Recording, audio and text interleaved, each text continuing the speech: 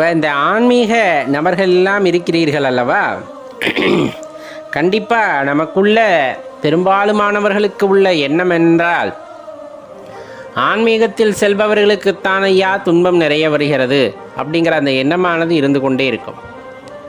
எவ்வளவோ வழிபடுகின்றேன், எவ்வளவோ பூஜை புனஸ்காரங்கள் செய்கின்றேன், ஆனால் இறைவன் என்னை ஏறெடுத்தும் பார்ப்பதில்லை, அவருடைய கடைக்கண்களால் கூட பார்ப்பதில்லையே, அப்படி கடைக்கண்களால் பார்த்துவிட்டால் கூட போதும் அப்படிங்கிற அந்த நிலையில்தான் இருக்கின்றோம். அது கூட கிடைக்காத ஒரு நிலையில் கொண்டு போய் தள்ளிவிட்டாரே இறைவன் அப்படின்லாம் யோசிக்கிறோம் இல்லையா? உண்மை அது கிடையாது.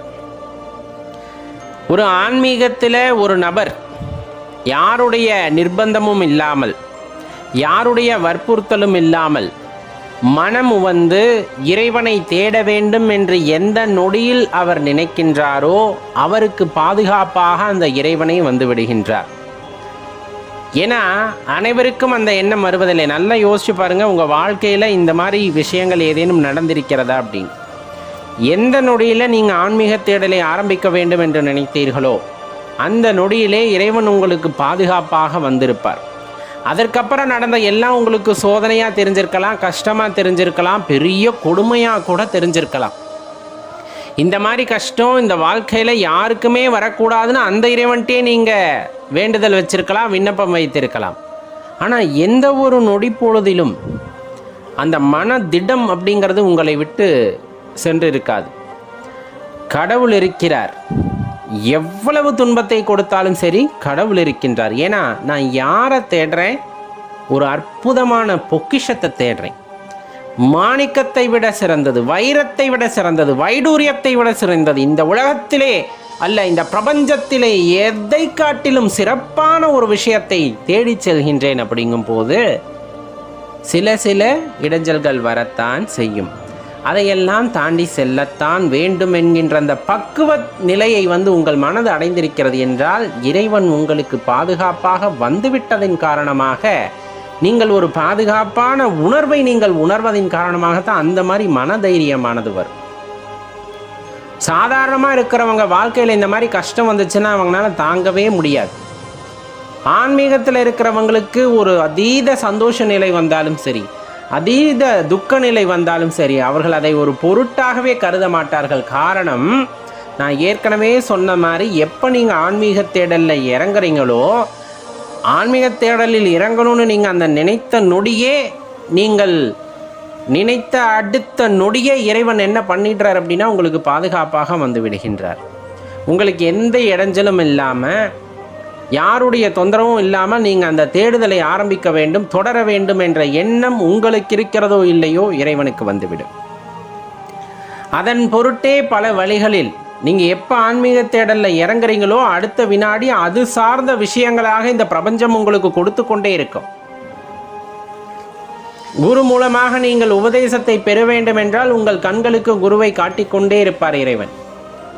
இயற்கை வாயிலாக சில விஷயங்களை நீங்கள் புரிந்து கொள்ள வேண்டும் என்றால் அதற்கான விடயத்தை உங்களை சுற்றி கொடுத்து கொண்டே இருப்பார்.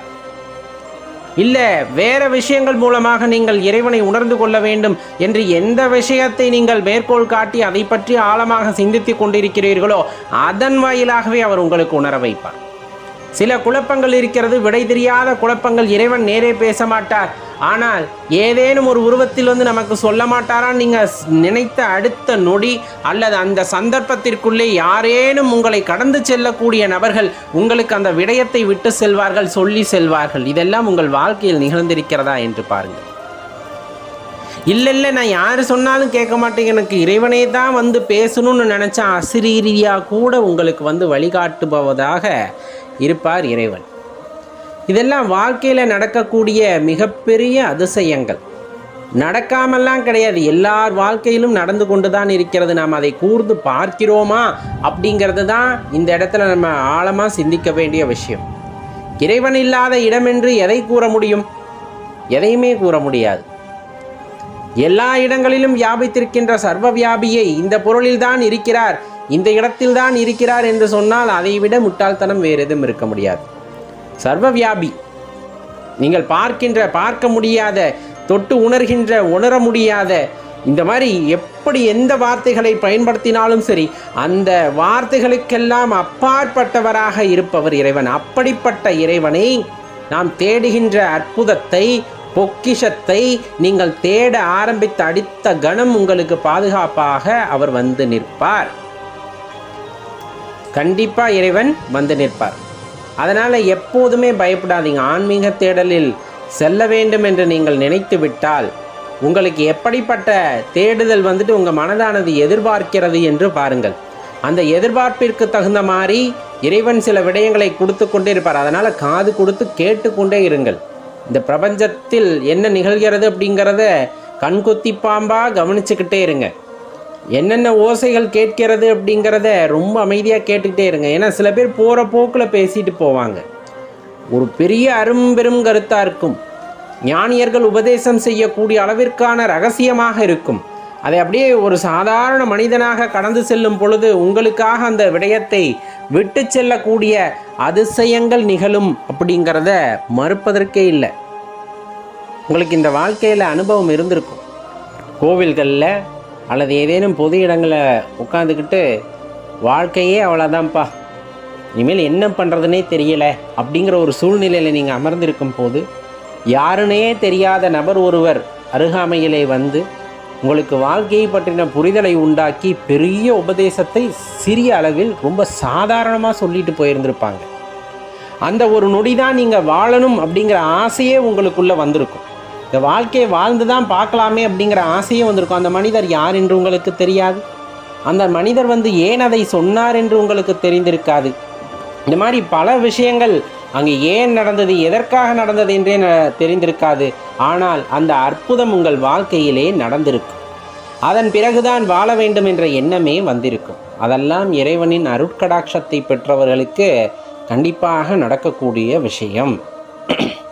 கண்டிப்பாக நடக்கக்கூடிய விஷயம் அப்படிங்கிறத தெரிஞ்சுக்கங்க. அப்போ எந்த ஒரு நொடி நம் மனதிலே ஆன்மீகம் பற்றிய சிந்தனை எழுகிறதோ, எந்த ஒரு நொடியிலே ஆன்மீகம் அப்படிங்கிறதான் என் வாழ்க்கைன்னு உங்களுக்கு தோணுகிறதோ, இவர்தான் என் மெய்க்கடவுள் அப்படின்னு யார் ஒருவர் காலை நீங்கள் சிக்கன பிடிக்கிறீர்களோ அந்த தெய்வமாகப்பட்டவர் அடுத்த நொடியே உங்களுக்கு பாதுகாப்பாக இருந்து உங்களை அந்த ஆன்மீக பாதைகளை அழைத்து சென்று அந்த மோட்சத்தையும் முக்தியும் அடைவதற்கான வழியை காட்டுவதற்காக இந்த பிரபஞ்சத்தை உங்களுடன் தொடர்பு படுத்தி கொடுத்து ஒவ்வொரு நொடியும், ஒவ்வொரு அந்த நிமிடமும், ஒவ்வொரு மணித்துளியும் பார்த்தீங்க அப்படின்னா அதை பற்றிய விடயத்தை உங்களுக்கு ஏதேனும் ஒரு வகையிலே இறைவன் சொல்லிக்கொண்டே தான் இருப்பார். அதை நாம் காது கொடுத்து கேட்பது தான் நமது முதல் வேலை அப்படிங்கிறத தெரிந்து கொண்டோமேயானால் ஆன்மீகவாதிகளாக வேண்டுமென்ற எண்ணம் படைத்தவர்கள் மிக உயர்ந்த நிலையை அடைகிறார்கள்.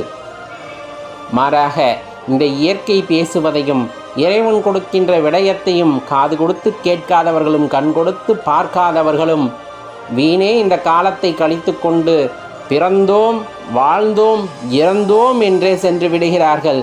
வாழ்க்கை பற்றிய புரிதலே இல்லாமல், எதற்காக வந்தோம் என்ற அந்த ஒரு தெளிவு இல்லாமல் இந்த வாழ்க்கையை வீணடித்து விடுகிறார்கள் என்பதுதான் மிகவும் மிகவும் மனம் நோகக்கூடிய அளவிற்கான அந்த செயலாக இருக்கிறது.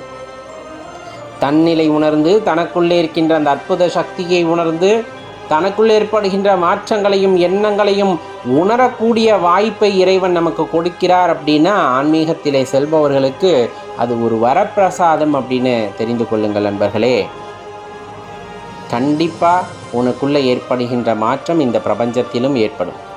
இந்த பிரபஞ்சத்திலே ஏற்படுகின்ற மாற்றம் உனக்குள்ளும் ஏற்படும் அப்படிங்கிற ரகசியத்தை புரிந்து கொண்டால் உனது வாழ்க்கையில் நீ கேட்கக்கூடிய அனைத்து கேள்விக்குமான விடையானது கிடைக்க பெற்றுவிடும்.